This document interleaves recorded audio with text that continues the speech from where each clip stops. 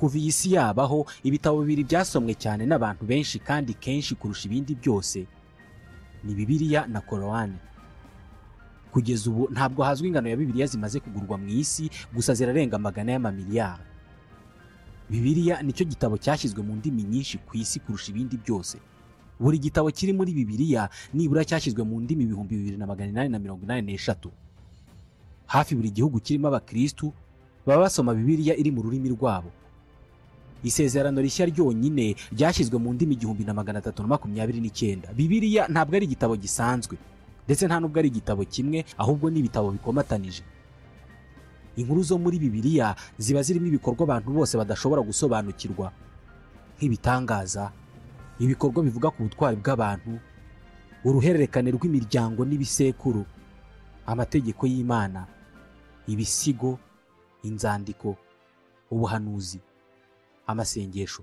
Izi nyandiko zose ziri muri Bibiliya zatangiye kwandikwa hagana muri 700 mbere y'uko Yesu Kristo avuka, ikomeza kwandikwa kugera nibura mu mwaka w'100 nyuma y'uko Yesu Kristo apfuye. Ni inkuru zivuga ku Bayahudi ariko zikavuga no ku Bakristo. Gusa Abayahudi ntabwo bemera inkuru zo muri Bibiliya zivuga kuri Yesu Kristo. Mu 1517 umupadiri w'Umudage witwaga Martin Luther yazanye impinduka mu myemerere ya Gikristo, atangiza impinduka zirimo ko Bibiliya ari igitabo buri wese ashobora kwigurira kandi akacyisomera. Nitwa Ismael Mwanafunzi. Bitewe nuko Bibiliya ari igitabo buri wese ashobora gutunga kandi akacyisomera, kandi kikaba ari igitabo gikoreshwa mu myemerere, ishobora gushingira ku marangamutima adasaba ko buri muntu yisoma yibaza ibibazo bishingiye ku bikorwa bivugwa muri iki gitabo. Ni ukuvuga ko abasoma Bibiliya bose mu isi badahuriza ku makuru amwe y'ibyanditse muri iki gitabo. Niyo mpamvu rimwe na rimwe babijyaho impaka. Ntabwo bahuriza ku bisobanuro by'izo nyandiko, nko kumenya neza ibikorwa bivugwa muri icyo gitabo, igihe byabereye, aho byabereye, uwabikoze. Uyu munsi ko twateye imbere mu bumenyi n'ikoranabuhanga, ubu nta bikorwa n'inkuru zivugwa muri Bibiliya twabwiwe ko ari ibitangaza, ariko ubumenyi dufite bukaba bwagaragaza uko byagenze. Nk'urugero, mu gitabo cya Kuva cyangwa se Yimuka Misiri, mu gice cya 14 umurongo wa 21 n'uwa 22 havuga uburyo mu myaka ya kera cyane mbere y'uko Yesu Kristo avuka, ahagana mu mwaka wa 2000 imbere ya Yesu, Abayisiraheli cyangwa se Abayahudi bari baragizwe abacakara muri Egiputa. Gusa baje kuva muri ubwo bucakara cyangwa se uburetwa bahungana na Musa, wari umwe muri bo ariko wari wararerewe ibwami nk'igikomangoma. Arabayobora abakura muri iki gihugu, ariko mu guhunga kwabo baza kugera ku nyanja itukura kandi badafite ubwato bwo kuyambuka. Inyuma yabo hari ingabo za Egiputa zibakurikiye. Bambutse mu buryo bw'igitangaza badakoresheje ubwato. Uwiteka ahuhisha umuyaga mwinshi uvuye iburasirazuba ijoro ryose, usubiza inyanja inyuma y'amazi uyagabanyamo kabiri, maze hagati y'aho yarari ahinduka ubutaka bw'umutse. Abisiraheli bajya mu nyanja hagati baca nko ku butaka, amazi ababera nk'inkiki iburyo n'ibumoso. Kwinkuru ivuga ahantu tuzi, ahantu tukaba tuzi n'abantu bahatuye. Ibi bintu byabaye ryari? Byanyuze mu yihe nzira? Abahanga mu mateka no mu bumenyi bw'isi bazi uburyo ibi bintu byagenze, cyangwa nabo bemera ko ari ibitangaza Imana yakoze? Tubahaye ikaze. Iyimuka Misiri ni kimwe mu bitabo byo muri Bibiliya byamamaye cyane mu babwirizabutumwa kubera ko kirimo ibikorwa byifashishwa mu kwigisha ko Imana ari igitangaza. Ni igitabo kigaragaza ibikorwa bitakorwa n'umuntu, byakozwe n'Imana yonyine. Kwimura Abayisiraheli bakava mu Misiri bagasubira iwabo muri Isiraheli. Inkuru zivuga ko Iyimuka Misiri zakinwemo za filime zirimo yamamaye cyane yitwa Exodus, Gods and Kings, yayobowe kandi itunganywa na Ridley Scott mu 2014. Inkuru z'Iyimuka Misiri nanone zakinwe muri filime yitwa The Prince of Egypt, yakinwe mu 1998. Ni inkuru zakinwe muri Exodus yo mu 2007. Hari na Exodus yo mu 1960. Iyi ngiyi yakozwe na Otto Preminger, yavugaga ku ishingwa rya leta ya Isiraheli. Hari n'iyiswe Moses n'izindi nyinshi. Ni kimwe mu bice byamamaye cyane mu isezerano rya kera muri Bibiliya.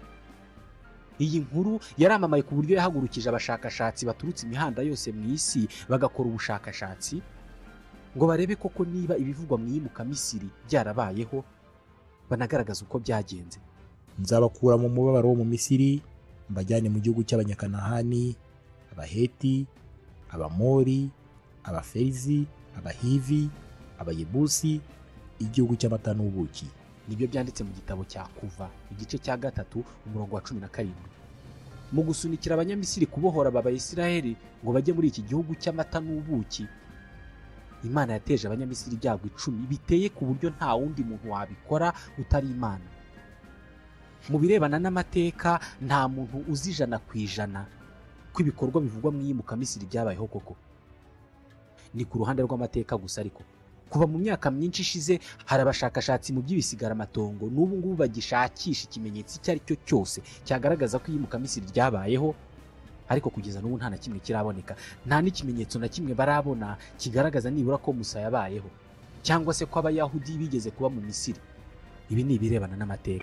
Ni inkuru zijya gusa n'ukuri. Ntabwo Bibiliya yigeze yandikwa nk'igitabo kigamije kubikwamo amateka. Ni Professeur Eric Klein, ni umuhanga mu birebana n'ibisigaramatongo, babita aba archaeologue, yigisha muri kaminuza ya George Washington. Nyamara hari abashakashatsi bemeza ko ibivugwa mu gitabo cy'iyimuka Misiri byabayeho koko, ariko ntabwo ari ibitangaza nk'uko bivugwa. Ubwo bivuze ko ibyo Bibiliya ivuga mu iyimuka Misiri rero ari ubuhamya bw'ibyabayeho. Dr Cyril Trevisanato ni umuhanga mu binyabuzima n'ubutabire, akorera i Toronto muri Canada.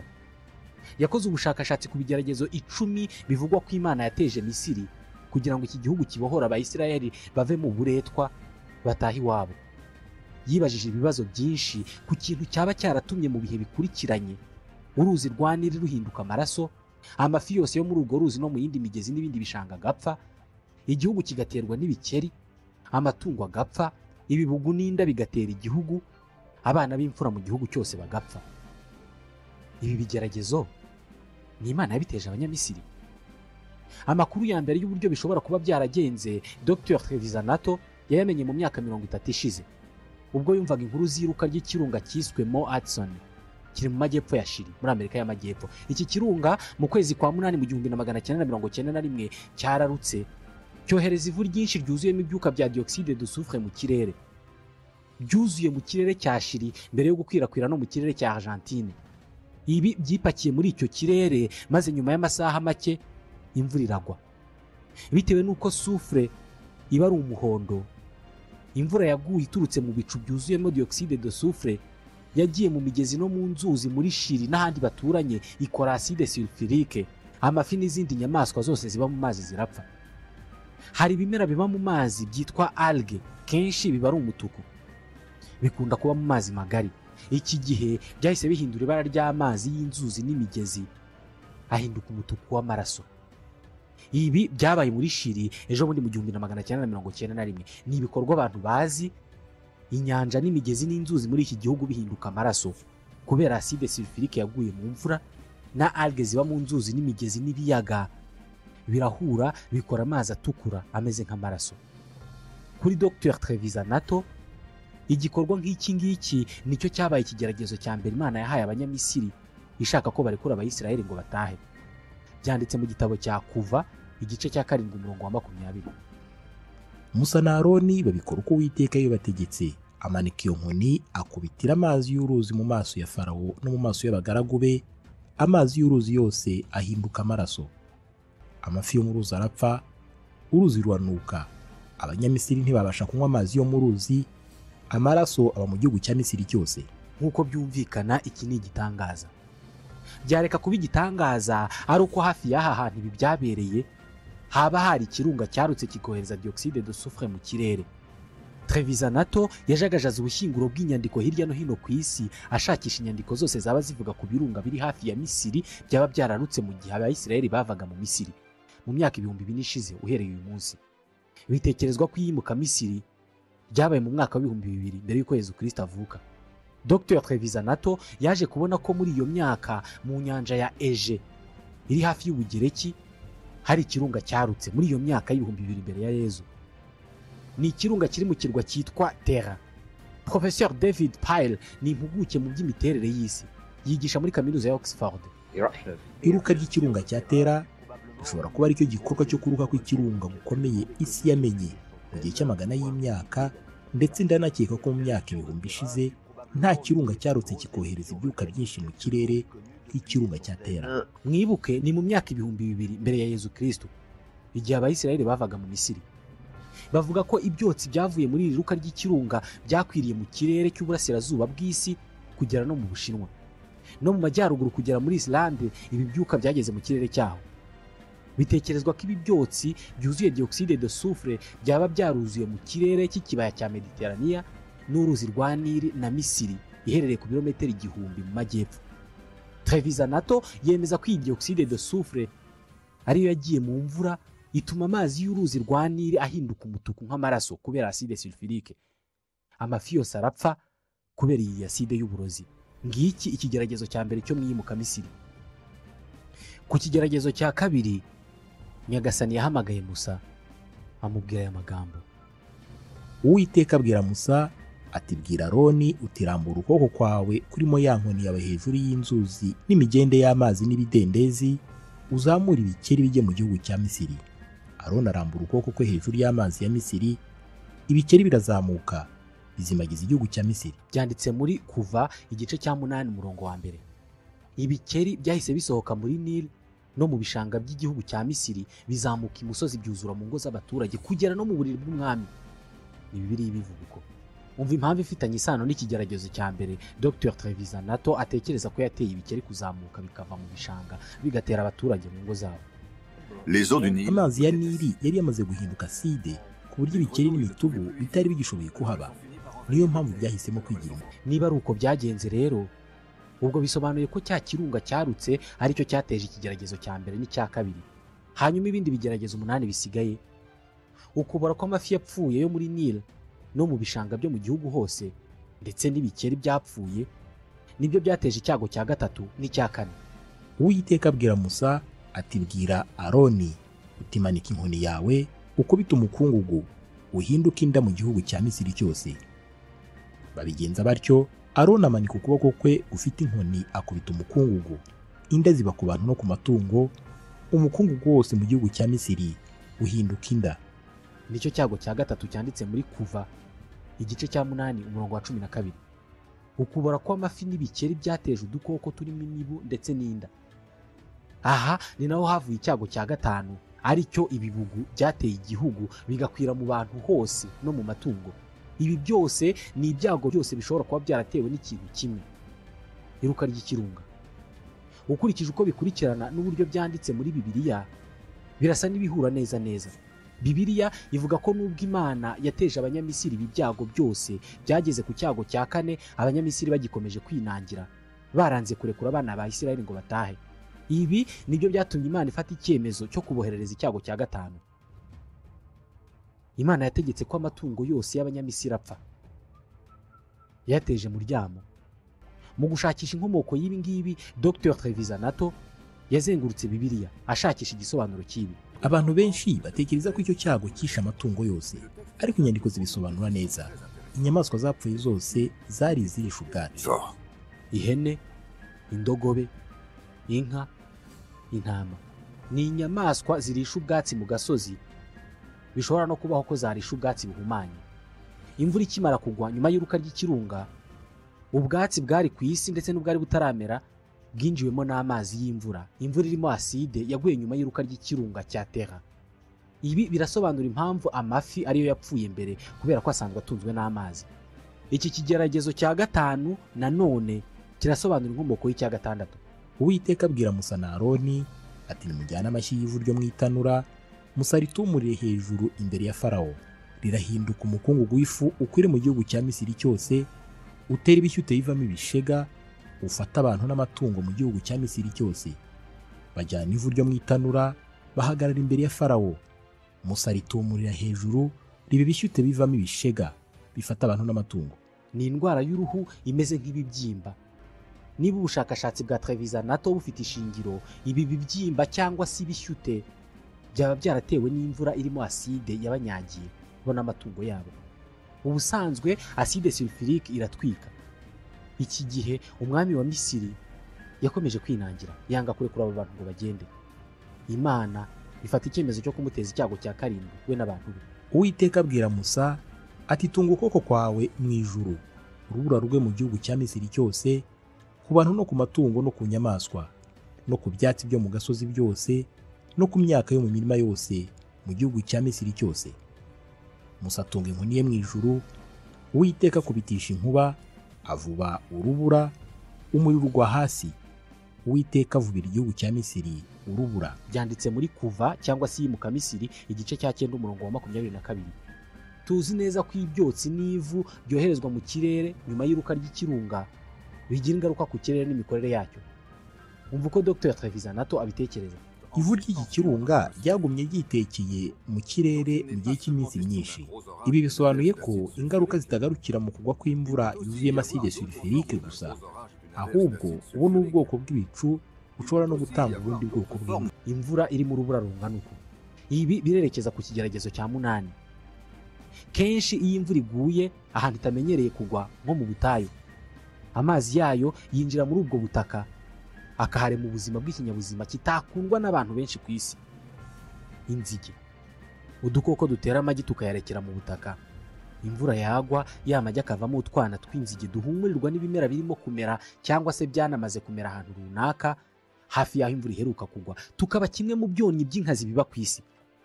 Icyago cya 8 rero cyateye abanyamisiri cyari ibihumbi by'amamiliyari y'inzige ngo zazanywe n'umuyaga uvuye iburasirazuba, niko Bibiliya ivuga. Izi nzige zaturutse ku mvura nyinshi yari iherutse kugwa. Twese turabizi ko kiriya ari igice kibamo izi nyamaswa cyangwa se ibibyonnyi, kubera ko n'ubwo bizibasiye iburasirazuba bwa Afurika zaturutse muri ziriya nzira. Iki ni icyago cya 8. Iki gihe noneho abanyamisiri bari batangiye kurambirwa ibi byago ku buryo bari banatangiye gutekereza kuva ku izima. Nibwo hahitaga haza icyago cya 9. Uwiteka abwira Musa ati, tunga ukuboko kwawe mu ijuru, umwijima ucure mu gihugu cya Misiri, umwijima umeze nk'igikorwaho. Abantu bize Bibiliya cyane bemeza ko utari umwijima nk'uwo tubona ijoro riguye. Bitekerezwa ko uyu mwijima watewe na wa mukungugu w'iruka ry'ikirunga wari ukiri mu kirere, hanyuma mu kuzerera kwawo ukaza kugera aho wirunda hejuru ya Misiri, ugapfukura umuriro rw'izuba, igihugu kikijima. Gusa hari ikindi gitekerezo. Hari ikiguri cy'inzige cyangwa se igitero cy'inzige gishobora kuba ari kinini cyane ku buryo zishobora kuza ziguruka mu kirere kubera ubwinshi bwazo zigakingiriza izuba ahantu runaka hagacura umwijima. Mu 1875 ahitwa muri British Columbia, ubu ni muri Canada, hanyuze ikiguri cy'inzige cyangwa se igitero cy'inzige zikoze itsinda ripima ibirometero 3000. Zagurutse mu kirere cy'aka gace zirimo gutambuka, hashira iminsi 5 zirimo ziratambuka zitararangira. Abaturage baho babaye mu mwijima mu gihe cy'iminsi 5 yose kubera ko zari zakuyeho urumuri rw'izuba. Bitekerezwa ko ikigeragezo cya 9 cyahawe abanyamisiri kugira ngo barekure abayisiraheli ari cyo gucura umwijima kw'igihugu, bishobora no kuba byaratewe n'izi nzige. Iki gihe hari hasigaye icyago kimwe, icyago cya nyuma kiyobera ariko kikaba kiryana kurusha ibindi byose muri iyi nkuru. Iki cyago cyangwa se ikigeragezo Imana yagiteguye ivuga ko kizarakaza umwami wa Egiputa ku buryo usibye no gukomeza kubohera abayisiraheli mu buretwa, ahubwo ashobora no kuzahita birukana. Mu gicuku Uwiteka yica abana b'imfura bose bo mu gihugu cya Misiri, uhereye ku mfura ya Farawo wicara ku ntebe y'ubwami ukageza ku mfura y'imbohe n'uburiza bw'amatungo bwose. Kuva igice cya 12 umurongo wa 29. Bibiliya ivuga ko igihugu cyose cyacuze imiborogo kubera iki cyago. Buri rugo mu Misiri rwari rwapfushije umwana w'imfura mu ijoro rimwe. Ibyago byose 9 twavuze ko byakomotse ku kirunga cyarutse. Urupfu rw'abana b'imfura rwo rwavuye. Niyo cyaba ari icyorezo cyica abana, ntabwo cyatoranya abana b'imfura ngo muri buri rugo hapfemo umwana w'imfura. Cyakwica abana bose muri rusange. Ni iki mu by'ukuri cyabaye iki gihe? Niba iki cyago kidashobora gusobanurwa n'imiterere y'isi ngo aba bana babe barishwe n'ingaruka z'iruka ry'ikirunga, ntibabe barishwe n'impamvu y'imiterere y'ubuzima ngo babe barazize icyorezo, bagomba kuba barazize impamvu zifitanye isano n'imitekerereze. Abanyamisiri bari bamaze kunanirwa kubera ibyago byabisukiranijeho. Hagomba kuba hari n'abari bamaze guhungabana. Ni ibintu byaba kuri buri wese. Igihugu cyanyu kiramutse kibasiwe n'ibyago bihera ku kubura amazi yo kunywa kubera ko amariba yose yarozwe, amafa agapfa, amatungo agapfa, abaturage bose bakarwara ibishyute, inzige zikabicisha inzara, igihugu kigacura umwijima. Aha abantu benshi bahungabana. Muri iyi myaka ya kera ya mbere ya Yezu, abanyamisiri ndetse n'abandi baturage babagaho bakundaga gutanga ibitambo. buri cyago cyose wahuraga nacyo kugira ngo ugisohokemo wagombaga gutamba kimwe mu bintu utunze ukunda kurusha ibindi. niko babyizeraga. buri gihe cyagendanaga n'ubwoko runaka bw'igitambo. Iki gihe abanyamisiri bari barimo kunyura mu bihe bikomeye batari barigeze kubona mbere. Iki gihe rero bagombaga gutanga igitambo cyo mu rwego rwo hejuru. Bahisemo gutamba ikintu cy'agaciro ntagereranywa buri wese yari atunze. Abana babo b'imfura. Bitekerezwa ko muri iki gihe cy'umwijima barimo igihugu cyaracuze umwijima ntawe ureba undi. Buri wese yafashe icyemezo cyo kwica umwana we w'imfura mu rwego rwo gufasha igihugu kuva mu kaga. Umucyo wagiye kugaruka, buri wese yapfushije imfura. Hano nta buryo na bumwe umwami atari kurekura aba bantu bamuzaniye ibyago bingana gutya. Yagombaga kubarekura ngo bagende. Kugeza aha Dr Cyril Trevisanato yaboneye igisobanuro buri cyago mu byago 10 byose byaguye ku banyamisiri muri iki gihe. Bibiliya ivuga ko nyuma y'icyago cya 10 Abayisiraheli bahise bemererwa kugenda, hanyuma Musa abajya imbere abanyuza inzira yo mu butayu. Bivugwa ko bavuye mu kibaya cya Nili bakagenda n'amaguru bakagera ahitwa Sinayi. Bitekerezwa ko bamanutse bakambuka inyanja itukura banyuze mu kigobe cya Suez mbere yo kugera ku musozi wa Sinayi. Aha niho Musa yaherewe amategeko 10 agenga imyitwarire y'Abakristo n'Abayahudi. Yari yanditse ku bisate by'amabuye. Uru rugendo ni inkuru yamamaye ku buryo hari n'abashakashatsi mu bisigaramatongo bamaze imyaka bashakisha mu butayu bwa Sinayi ikimenyetso kigaragaza ko Abayisiraheli koko bahanyuze. Bashakishije ikimenyetso nibura kimwe kigaragaza ko banyuze ahantu. Nta na kimwe babonye. Birumvikana cyane kubera ko itsinda ry'abantu babaho bagenda batagira aho batuye, haba hari amahirwe menshi ko nta kimenyetso na kimwe basiga mu nzira banyuzemo. Aha hantu uyu munsi ni hatagatifu, hahora ibihumbi by'Abakristo bajya kuhasengera. Ahantu ubwoko bw'Imana bwanyuze bukagenda imyaka 40.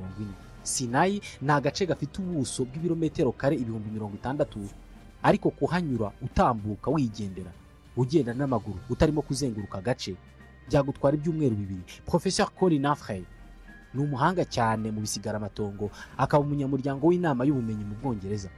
Uyu nguyu yagiye ahantu muri Sinayi mu 1995 areba urugendo ruhari n'uburyo bivugwa ko Abayisiraheli bahagenze imyaka 40. Ahita yanzura ko bishoboka ko inzira Bibiliya ivuga ko banyuzemo ishobora kuba atari yo.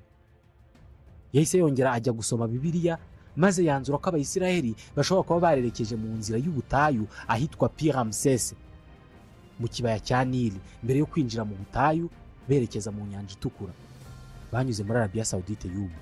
Aha niho hari ubutayu bupima ibihumbi by'ibirometero. Hari mu hantu hanini huzuye umucanga ku isi. Aha niho hantu heza umuntu yagera akaba nk'uwazimiye akabura icyerekezo. Bibiliya ivuga ko aba bantu ibihumbi n'ibihumbi iyo bagendaga ku manywa bayoborwaga n'igicu cyabajyaga imbere bakagikurikira, hanyuma mu ijoro bikaba umuriro, cya gicu kigahinduka umuriro. Bivuze ko umuriro wabajyaga imbere bagakurikira. Professeur Afrey yemeza ko ibi nabyo ari ibimenyetso by'iruka ry'ikirunga. Yemeza ko muri ibi bice hagomba kuba hari ikirunga cyari cyararutse muri iyo minsi, noneho ku manywa bakajya bitegereza ibyotsi birimo gucucumurwa n'icyo kirunga, akaba ari byo bagenda basanga batekereza ko ari yo nzira. Mu ijoro hakaba hijimye, noneho bakabona cya kirunga kirimo kuruka, bakabona ari inkingi y'umuriro, bakagenda bayisanga. Ni ikihe kirunga cyarutse muri iyo myaka muri iki gice cy'isi? Uburasirazuba bwo hagati bwuzuyemo ibirunga bigifite ubushobozi bwo kuruka. Kubonamo kimwe gishobora kuba cyararutse mu gihe Abayisiraheli banyuraga mu butayu byasabye Professeur Afrey gusubira muri Bibiliya mu gitabo cyo gutegeka kwa 2 mu gice cya 1. Umva ko handitse: uvuye i Horebu ukagera i Kadeshi Baruneya unyuze mu nzira yerekeza mu karere k'imisozi ya Seyiri, hari urugendo rw'iminsi 11 ku muntu ugendesha amaguru. Ariko ahangaha ni ku mupaka wa Misiri na Isiraheli. Mu gushakisha inzira aba bantu baba baranyuze kugira ngo bagere i Kadeshi Baruneya mu minsi 11, aba bashakashatsi basanze ikirunga gishobora kuba cyararutse icyo gihe ari icyitwa Bedre. Ngiki ikirunga byemejwe ko cyarutse kikajya cyohereza ibyotsi hejuru mu kirere ku manywa. Ibyo byose bikaba ari byo Abayisiraheli bakurikira nk'inkingi y'igicu, hanyuma mu ijoro bagakurikira umuriro w'icyo kirunga nk'inkingi y'umuriro. Binatekerezwa ko uyu musozi wa Bedre ari wo musozi wa Sinayi uvugwa muri Bibiliya. Hano igitangaza kimwe nicyo gisigaye kitarasobanuka: kwambuka inyanja itukura n'amaguru. Bibiliya ivuga ko mu gihe Abayisiraheli bahungaga ubucakara, ingabo za Egiputa zabakurikiye nabo bariruka barahunga. Gusa baje kugera ku nyanja itukura babura uko bayambuka kubera ko nta bwato bwari buhari. Hanyuma Uhoraho akora ikintu batari barigeze babona muri ubu buzima. Uwiteka ahuhisha umuyaga mwinshi uvuye iburasirazuba ijoro ryose, usubiza inyanja inyuma y'amazi uyagabanyamo kabiri, maze hagati y'aho yari ari ahinduka ubutaka bw'umutse. Abisiraheli bajya mu nyanja hagati baca nko ku butaka, amazi ababera nk'inkiki iburyo n'ibumoso. Nicyo gitangaza kiruta ibindi mu isezerano rya kera. Igitangaza kigaragaza ko usibye Imana yaremye amazi n'umuyaga, nta wundi wakora igitangaza nk'iki. Ibi bishoboka bite? Ibi bintu byabayeho. Hari umuhanga mu by'imiterere y'isi wemeza ko yavumbuye uburyo byagenze. Dr. Carl Druz akora mu kigo cy'ubushakashatsi mu by'ikirere muri Colorado. Mu birebana n'ubumenyi bw'isi hari igikorwa bita wind set down. Ubu ni ubwoko bw'umuyaga ujya ubaho ukaza ari mwinshi cyane kandi ufite ingufu zitagira ingano, ugahuha uturutse mu kirere, ugahuha umanuka. Iyo uhushye amazi magari atemba, uhuha werekeza mu cyerekezo kinyuranye n'icyo ayo mazi arimo kwerekezamo. Uhuha uturutse mu kirere ku buryo iyo ukubise ku mazi bikora inguni ya dogere 45, kandi ugahuha werekeza mu cyerekezo kibusanye n'icy'amazi, ku buryo iyo ari amazi atemba ahita ahagarika gukomeza gutemba, bigasa naho hacitse ikimeze nk'umuhora muri ayo mazi. Wind set down ni ibikorwa bisanzwe bibaho. Hari inzuzi zimwe na zimwe zijya zimara amasaha runaka zahagaritse gutemba kubera ko uyu nguyu ni umuyaga ushobora kumara amasaha 12 urimo kubaho. Ni umuyaga uhera ku nkombe, ku buryo aho ngaho ku nkombe umucanga wari utwikiriwe n'amazi utangira kugaragara. Akimara kumenya uburyo ibintu nk'ibi ngibi bishoboka, Dr. Carl Druz yahise afata icyemezo cyo gukora ubushakashatsi bwe bw'impamyabumenyi y'ikirenga ku ngingo irebana n'Abayisiraheli bambuka inyanja itukura n'amaguru. Ni ukuvuga ko doktora ye cyangwa se ubushakashatsi yakoze kugira ngo ayihabwe yabukoze kuyimuka Misiri. Ikibazo hano kibazwa ni kimwe: niyo haba harabaye wind set down yatandukanije amazi y'inyanja itukura, ni gute abantu bakwambuka ku mucanga w'inyanja n'uburebure bwayo? Ninde wamanuka mu cyobo cy'ibirometero 5 akakivamo n'amaguru akambukira hakurya? Inyanja ngufi ishobora kugira nibura ibirometero 3 n'igice by'uburebure by'ubujyakuzimu. Ibi ngibi byatumye Dr. Druz asubira mu nyandiko zanditswe mu Giheburayo zivuga kuri izi nkuru, abonamo aho bavuga umugezi witwa Yam Suf. Mu Giheburayo Yam bisobanura inyanja, Suf bikavuga urubingo. Yam Suf ni inyanja yuzuyemo urubingo. Urubingo rumera mu mazi atari maremare, ntabwo rumera mu nyanja. Bibaye ari uko bimeze rero, Abayahudi ntabwo baba barambutse inyanja itukura n'amaguru, ahubwo baba barambukiye ahandi hantu hatari mu nyanja. Iki gitangaza cyabereye mu kwibaza iki kibazo. Dr. Carl Druz yibanze cyane ku kibaya cya Nile, ikibaya aho uruzi rwa Nile rwigabanyamo ibiyaga byinshi mbere yo kwiroha muri Mediterane. Ikinini muri ibi biyaga cyitwa Manzale, gipima hegitari 180, ariko ubuso bunini bw'iki kiyaga bwuzuyeho urubingo. Iki kiyaga cyujuje ibimenyetso byose by'inyanja ivugwa muri Bibiliya yambutswe n'Abayisiraheli. Uyu nguyu yabaye afite ukuri, iki kiyaga cya Manzale cyaba ari cy'Abayisiraheli bambutse n'amaguru. Ibi yaje kubyemeza yifashishije zimwe mu nyandiko z'umunyamateka w'umugereki Herodote. Uyu yashushanyije amakarita ya kariya gace mu mwaka wa 600 mbere ya Yezu. Herodote yanditse inyandiko zigaragaza imiterere, ubugari, uburebure n'umurambararo w'iki kiyaga cya Manzale. Muri izi nyandiko za Herodote hari naho avuga izina Magdolum. Mu bice byaranze iyimuka Misiri hari aho bavuga icyitwa Migdol. Aka nako kari agace kamwe kari muri iki kiyaga cya Manzale. Dr. Druz yaje gukora ubushakashatsi kuri aka gace kari muri iki kiyaga, aza gusanga uburebure bw'amazi yaho ndetse n'umuyaga uhaba.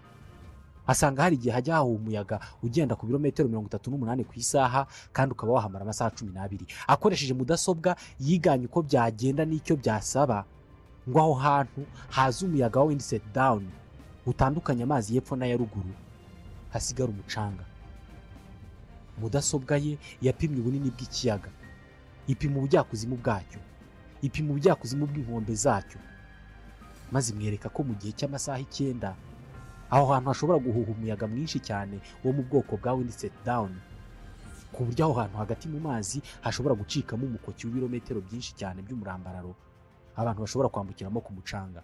Ibi ni ibikorwa byakorwa mu gihe cy'amasaha runaka, ku buryo uwo muyaga igihe wahagarika guhuha amazi yahita asubira mu mwanya wayo agasiba ya nzira, ku buryo uwo yasangamo hagati mu nyanja yahita amurengera. Nibyo byabaye ku ngabo za Misiri. Mu magambo make, birashoboka cyane ko abayahudi batambutse inyanja itukura n'amaguru, ahubwo bambutse ikiyaga cya Manzale, ariko nacyo kucyambuka n'amaguru bagendeye ku mucanga nk'uko bivugwa muri Bibiliya. Bibaye ari uko byagenze, ubwo igitabo cy'iyimuka Misiri muri Bibiliya cyaba gishingiye ku mateka y'ibintu byabaye mu myaka 2000 ishize. Dusoreje ikiganiro wari uzi ko cyo kuri uyu munsi. Nitwa Ismael Mwanafunzi, ndabashimiye.